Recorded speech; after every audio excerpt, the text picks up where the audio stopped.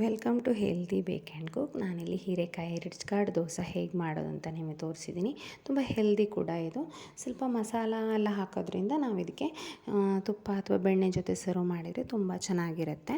ನೀವು ತುಪ್ಪ ಅಥವಾ ಬೆಣ್ಣೆ ಜೊತೆ ಸರ್ವ್ ಮಾಡಿ ಅಥವಾ ಜೇನು ಏನಾದರೂ ಹಾಕ್ಕೊಂಡು ಇದು ಮಾಡ್ಬೋದು. ನಾನು ಇಲ್ಲಿ 1.5 ಕಪ್ ಅಕ್ಕಿ ಒಂದು ಸ್ವಲ್ಪ ಹಾಕಿದ್ದೀನಿ. ಮತ್ತು ಹಾಗೆ ಒಂದು 3 ಸ್ಪೂನ್ ಆಗುವಷ್ಟು ಉದ್ದಿನಬೇಳೆ ಹಾಕ್ಕೊಂಡಿದ್ದೀನಿ. ಹಾಗೆ ಒಂದು ಸ್ಪೂನ್ ಆಗುವಷ್ಟು ಕಡಲೆಬೇಳೆ ಹಾಕ್ಕೊಂಡಿದ್ದೀನಿ. ಜಾಸ್ತಿ ಏನು ಹಾಕ್ಕೊಳ್ಳಿಲ್ಲ. ಅದನ್ನು ತೊಳೆದು ಒಂದು ಸ್ವಲ್ಪ ನೆನೆಸಿ ಆಮೇಲೆ ರುಬ್ಕೊಳ್ಳುವಾಗ ನೆನೆಸಿರೋ ಅದೆಲ್ಲ ಹಾಕ್ಕೊಂಡು ಅದಕ್ಕೆ ಒಂದು ಸ್ವಲ್ಪ ಕೊತ್ತಂಬರಿ ಬೀಜ, ಒಂದು ಸ್ವಲ್ಪ ಜೀರಿಗೆ, ಮೆಣಸು, ಹಾಗೆ ಹುಣಸೆ ಹುಳಿ, ಒಂದು ಸ್ವಲ್ಪ ಅರಿಶಿನ ಹಾಕಿ ರುಬ್ಕೊಳ್ತಾ ಇದ್ದೀನಿ. ಕೆಲವೊಬ್ಬರು ಬೆಲ್ಲ ಹಾಕ್ಕೊಳ್ತಾರೆ, ನಾನು ಹಾಕ್ಕೊಳ್ಳಿಲ್ಲ. ನನಗೆ ಸ್ವೀಟ್ ಅಷ್ಟು ದೋಸೆಗೆಲ್ಲ ಇಷ್ಟ ಆಗಲ್ಲ. ಯಾವುದೇ ಹಿಟ್ಟನ್ನು ರುಬ್ಬಿದ ಮೇಲೆ ನಾವು ಈ ಥರ ಅದನ್ನು ಸ್ವಲ್ಪ ಕೈಯಾಗಿ ರುಬ್ಕೊಂಡ್ಮೇಲೆ ನಾವು ಈ ಥರ ಕೈಯಲ್ಲಿ ಮಾಡ್ಕೋಬೇಕು. ದೋಸೆ ಹಿಟ್ಟಾಗಲಿ ಹಿಟ್ಟಾಗಲಿ ಯಾವುದೇ ಆದ್ರೂ ಹಾಗೆ. ಸೊ ಈ ದೋಸೆಗೆ ಆಗಿರೋದ್ರಿಂದ ತುಂಬ ಹುದುಗು ಬರಲೇಬೇಕು ಅಂತ ಏನೂ ಇಲ್ಲ. ಯಾಕಂದರೆ ನಾವು ತುಂಬ ಉದ್ದೆಲ್ಲ ಏನೂ ಹಾಕಿಲ್ಲ ಇದಕ್ಕೆ. ಸೊ ನೆಕ್ಸ್ಟ್ ಡೇ ಮಾರ್ನಿಂಗು ನಾನು ರಿಡ್ಜ್ ಗಾರ್ಡ್ನ ಅಂದರೆ ಹೀರೆಕಾಯಿನ ಈ ಥರ ಸಿಪ್ಪೆ ತೆಕ್ಕೊಂಡು ಮಾಡ್ಕೊತಾ ಇದ್ದೀನಿ. ಒಂಥರ ಫ್ರೆಶ್ ಆಗಿರೋ ಅಂಥದ್ದು ಹೀರೆಕಾಯಿ ಸಿಕ್ಕಿದರೆ ಮಾಡ್ಕೋಬೋದು ಹೀಗೆ. ಸೊ ಇದನ್ನ ಸಿಪ್ಪೆ ಎಲ್ಲ ತೆಕ್ಕೊಂಡು ಈವನಾಗಿ ಕಟ್ ಮಾಡ್ಕೋಬೇಕು.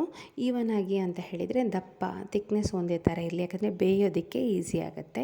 ಒಂದು ದಪ್ಪ ಒಂದು ತೆಳ್ಳಗಾದರೆ ಬೇಯೋದಕ್ಕೆ ಒಂದು ಸ್ವಲ್ಪ ನಮಗೆ ಅದು ಅಂದರೆ ಒಂದೇ ಥರ ಈವನಾಗಿ ಬೇಯಬೇಕಲ್ವ, ಅದಕ್ಕೆ ಕಟ್ ಮಾಡ್ಕೊಂಡ್ಮೇಲೆ ನಾವು ಪ್ರೀವಿಯಸ್ ಡೇ ಹಿಟ್ಟೇನು ಮಾಡ್ಕೊಂಡಿರ್ತೀವಿ ಅದು ನೋಡಿ ಒಂದು ಸ್ವಲ್ಪ ಹುದುಗ್ ಬಂದಿದೆ. ಸ್ವಲ್ಪ ಉಪ್ಪು ಹಾಕ್ಕೋಬೇಕು.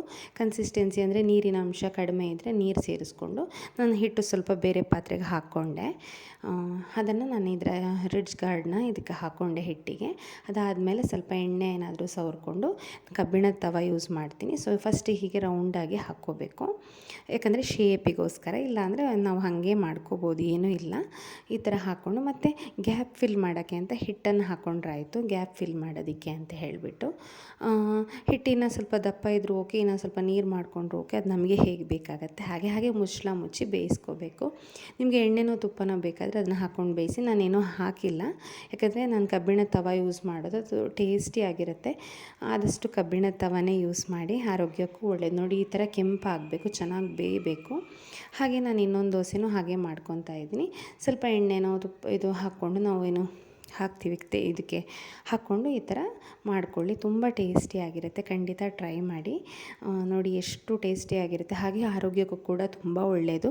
ನಾವು 3 ಹೊತ್ತು ಊಟ ಮಾಡಬೇಕಾದ್ರೆ ಒಂದೊಂದು ಸ್ವಲ್ಪ ತರಕಾರಿ ಈ ಥರ ನಮಗೆ ಹೊಟ್ಟೆಗೆ ಹೋದರೆ ಚೆನ್ನಾಗಿರುತ್ತೆ. ಊಟದ ಜೊತೆಗೂ ತರಕಾರಿ ಹೋಗುತ್ತೆ, ಹಾಗೆ ಡಿನ್ನರ್ ಬ್ರೇಕ್ಫಾಸ್ಟ್ ಜೊತೆಗೂ ತರಕಾರಿ ಎಲ್ಲ ಹೋದರೆ ತುಂಬಾ ಒಳ್ಳೆಯದು.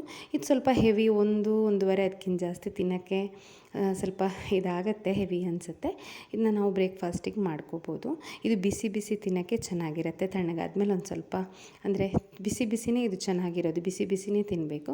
ಸೊ ಈ ರೆಸಿಪಿನ ನೀವು ಟ್ರೈ ಮಾಡಿ.